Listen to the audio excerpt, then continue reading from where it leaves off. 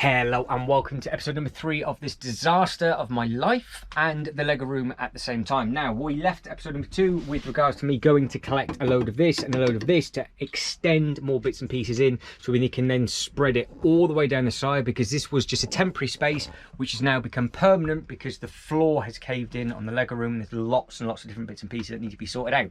But that being said, UK, we are in a heat wave currently and it is now absolutely pouring down. So the plan was to get all of this out nice and quick, get it outside and then just put it all so I had somewhere to put it. Now that's not going to work because everything is going to get soaked. So what I'm now going to have to do, I'm going to have to get a drill, I'm going to have to take the legs off the table, and I'm going to have to stack everything up on this hard bit just here, which means I've now got to tidy up that bit first. It just gets worse and worse. This is just one of those days where I wish I didn't start, but it should be good when we finish. So stick with me because things will get smashed. If you've not caught the first 2, they are in the playlist and it'll be linked to the end of this video as well. Things got smashed, things dropped, I cried, you guys laughed. That's what the whole point of this is all about. So let's get tucked into this and see how much progress we can make today.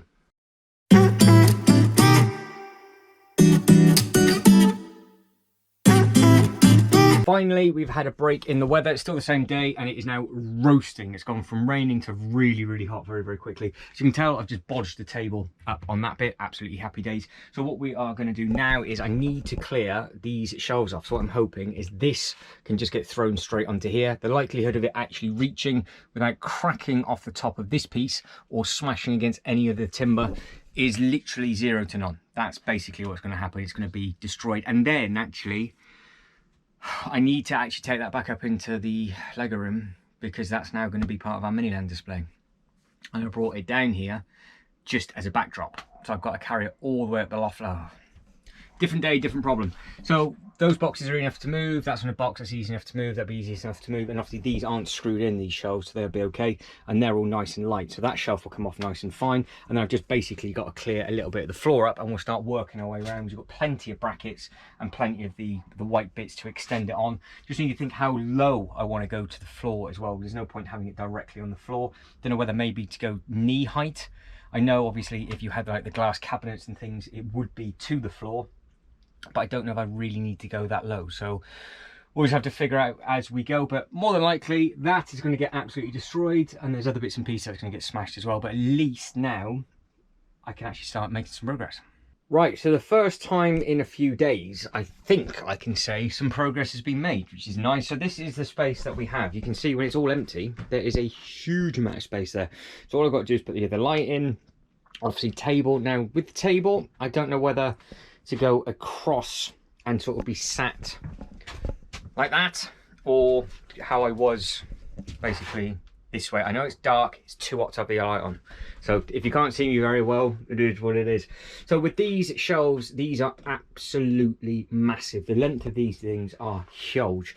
So if you want to put it into perspective of just how big this is, he says as he whips out the tape measure, we are to there already 2 meters 210, that's 220 to the edge of that shelf, and then we can keep going. I think it's about 2.5. So from the full length of all those brackets it's 2.5 meters. So we have to make a decision. I say we, well, we will, because the shelves won't be going in straight away, they've got to get cut first, is how we interlock the shelving.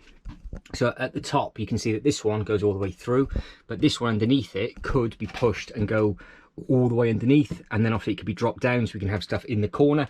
So I don't know whether to sort of create a corner, and you can see we've got all the timber up here, but it should be easy enough because, like I said at the start, because it's been a very, very long day, so I'm going to repeat myself a few times in this video, that it's going to be basically 2 brackets, shelf and 2 brackets, and it will have that overhang basically there or thereabouts either side, or a little bit more if need be. So say for example that's the middle of the board, cut that, push that over ever so slightly, you can see that that's all the way over to there. So if I can cut the boards there or thereabouts the same, I can keep chopping and changing them, or I just have different size boards. It doesn't really matter too much. Obviously the width of them all I think is equal, so I think that's fine. So I just need to measure that up, because I was saying about putting another strip down on this side. And if I was to do that, what that would allow me to do is basically put some brackets and just have a small board going here. But then the issue is that, as in I'd only have boards going down the one side, because they'll be basically custom cut to fit on there. But it might give us some options with regards to if I wanted to make a board and then put a big hole in the middle for something tall to go through. It then still means I can have sets around that, so it just means that we can customize it. So for example, just cut a hole out in the center, set goes through, and then on the other side you got all the minifigures or whatever else is up there. So this is the other bits and pieces. Now this is the handy thing, they are there or thereabouts the right length, so they will just go straight in like so. I've got plenty of them. I've got some long ones, I've got some short ones. They'll go in basically down to the bottom, nice and simple. It's only a couple of different screws, and I've got plenty of the brackets to go in as well. And it is quite nice to have all of this space. So I will now give this a go, get these in. It is really, really, really stupidly hot, but I don't care. It is what it is. It's one of those things, but it's starting to get to that toasty temperature now. So I just need to screw in, let me count them with you. 1, 2, 3, 4, 5, 6, 7. We need 7 lengths. Obviously this is just to this because this overlaps this bit just here, and then if you didn't notice, there is actually some more shelving in the corner. So, and obviously they are not adjustable, they are in, but that's fine because that can just be where my camera equipment goes. And then we've got this hard top here to be able to do all the editing and that kind of thing on, so that's absolutely fine. Just got to think of what I'm going to do with this space in the middle, because it's so much nice space. I just think maybe that table's too big. Maybe I have a 55 by 55 centimeter table instead and do the unboxing videos off that, and then this can just go back up into the actual loft, and then that could be one of our double-decker tables, and then it saves me getting a table from IKEA, because until I put this table back down, I don't actually know how much space I've got.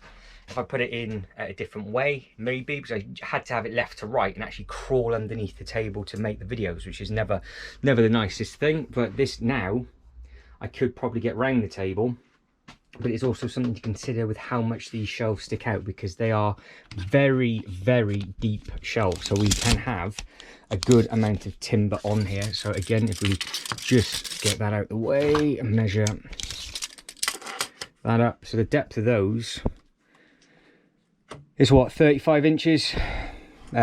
So that is not too bad at all. Sorry, 35 centimeters or 14 inches. I'm talking absolute nonsense. You can tell how tall I am. So yeah, 14 inches or 36 centimeters. So just over a foot. That's not too bad whatsoever. And that could be all of them. So, but it can be further away than that, so they can overhang a little bit more. And the nice thing about these, if I want to, I can then actually screw the shelves in, so you could overhang a fair bit and it won't go anywhere, because I can just put a big screw in on that bit and it should be absolutely fine with the weight, he says. But you know what's going to happen, it'll end up smashing.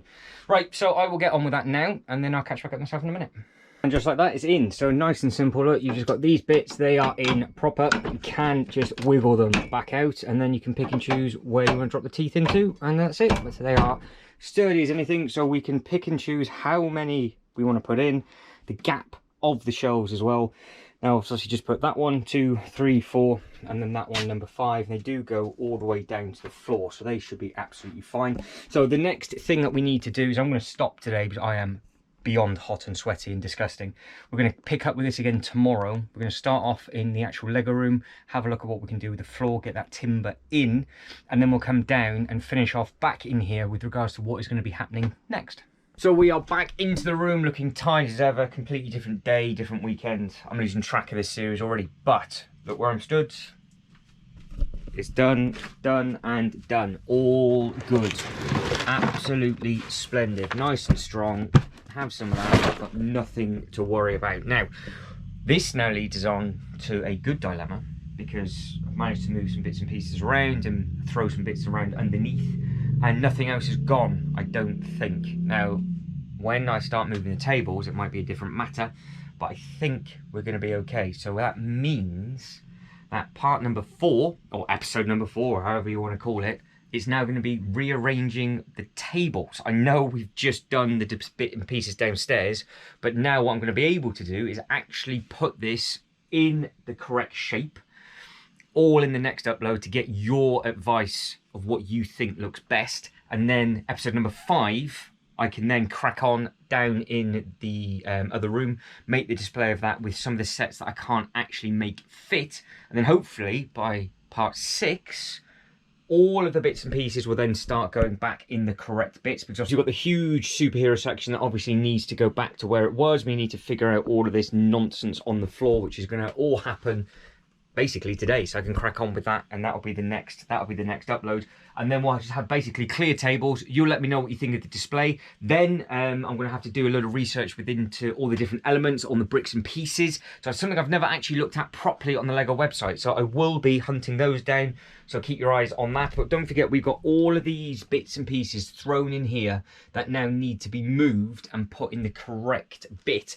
And I'm still not 100% sure if I am going to double decker the table somewhere and do it as the train display. I think that might be the best way to do it, but we will cover that more. But on a positive, we've now got 2 projects that we can crack on with simultaneously. Get this tidy, figure out what won't fit in here, that then I can take downstairs as a display, and that will be our sort of live streaming editing room, and obviously doing a lot of stuff with Jay's Toy Collection UK as well, fingers crossed. That way it'll be a good crossover into the sort of toy community from our side of the Lego channel, and then obviously we can compare the bits and pieces that are coming out from our Marvel DC and their kind of things as well, and obviously other bits and pieces like that. So I think we can make some nice displays on the ladder racking that hopefully you would have seen already in part number 2, and I would have thought we would have started in that room anyway. Like I said, it was a while ago since we started this. So I will now start to think of what we're going to do with this, but I am going to start to wrap it up at the same time. So if you can like this video and subscribe to the channel, that'd be absolutely fantastic. Hunt down part number 1 and part number 2 if you haven't. Obviously this is now going to be a multi-series thing, and probably what I will do is I'll just carry on under the disasters banner with regards to getting everything tiled. I need to get all base plates, put all the base plates on the table, and this is going to start to become a proper Lego display, not just bits and pieces thrown on the table like that. But guys, that is it. I am done. So as always, thank you very much for watching. You lot take care, and I'll catch you next one.